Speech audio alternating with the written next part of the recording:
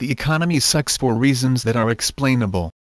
Instead of whining about it or doing what has been done in the past, why not try a new approach to fixing the problem, and address the underlying causes of economic disparities based on the concept that all of us are equal and deserve to be paid equitably?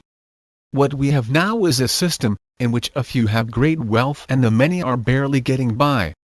How can we make things a bit more fair for those of us in the largest group? By restricting the few at the top from running away with all of the wealth, forcing them to share a much bigger piece of the pie. Either we go to war and violently take from the rich what is systematically kept from the workers by the owners of the means of production, or we change the rules that govern how much workers are paid. It doesn't really matter that the 1% at the top of the financial food chain will unanimously hate this idea, because after all, they are only 1%, despite their wealth. The idea is dramatically simple: just bind the top and bottom wages, so that the top can no longer earn more than a given amount, or ratio, above whatever the lowest paid employee working at X, Y or Z company makes. For instance, if no one in a company could earn more than 3 times whatever the lowest paid employee is paid, then you would no longer have a runaway billionaire, now you would have a company full of millionaires. I'm not saying that 3 times the lowest wage is the exact ratio. This was only an approximation generated to illustrate the idea of binding together the top and bottom wages.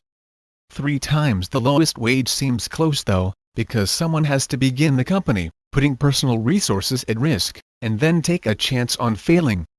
There should be a higher rate of return for the owners of the business, however the high-end limit should be fair, and laws should govern the fairness ratio, because the rich are hardly willing to rein in their own greed, even when those who work for the rich are barely getting by. No one has ever tried the approach of binding the top wages to the bottom wages before. I'm the first to suggest it.